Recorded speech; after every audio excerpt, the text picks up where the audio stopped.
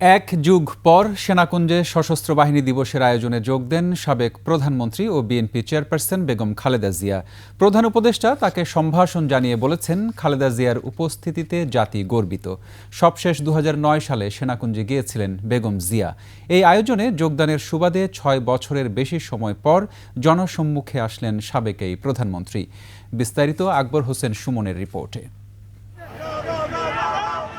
গুলশানের ফিরোজা থেকে নিজের গাড়িতে চড়ে সেনাকুঞ্জের উদ্দেশ্যে রওনা দেন সাবেক প্রধানমন্ত্রী বিএনপি চেয়ারপারসন বেগম খালেদা জিয়া। বছর 6 পর জনসম্মুখে এই প্রথম কোনো রাষ্ট্রীয় অনুষ্ঠানে যোগদান। সেনাবাহিনী প্রোটোকলেই বাসা থেকে সেনাকুঞ্জে পা রাখেন বেগম খালেদা জিয়া। সঙ্গে ছিলেন কনিষ্ঠ পুত্রবধূ। শারীরিক অসুস্থতাকে উপেক্ষা করেছেন এই আমন্ত্রণে। যেহেতু ওনার আমন্ত্রণ জানিয়েছেন, এর প্রতি একজন দায়িত্বশীল মানুষ হিসাবে এবং দলের চেয়ারপারসন শুধু না, এই আর্মি পরিবারের উনি একজন সাবেক সদস্য, সেই হিসাবে ওনার যে দায়িত্বশীল আচরণ, এইটাই উনি প্রকাশ।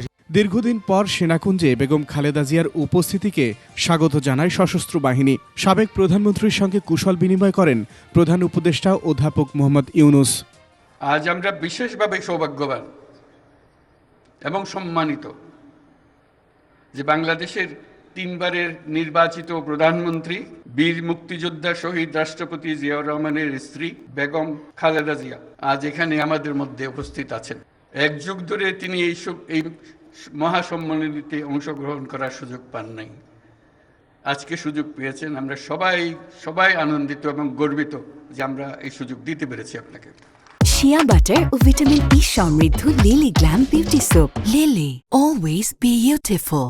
সর্বশেষ 2012 সালে নির্দলীয় সরকার ব্যবস্থা নিয়ে মুখোমুখি অবস্থানের মধ্যেও সশস্ত্র বাহিনী দিবসের অনুষ্ঠানে গিয়েছিলেন আওয়ামী লীগ ও বিএনপির 2 শীর্ষ নেত্রী।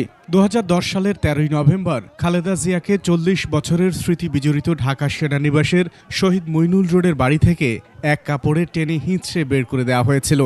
ওনারা ধাক্কা দিয়ে আমাকে গাড়িতে উঠিয়েছেন, অথচ তারা মিথ্যা কথা বলছে যে আমি নিজে বাড়ি ছেড়ে বেরিয়ে এসেছি। এটা সম্পূর্ণ মিথ্যা কথা, বানোয়াট।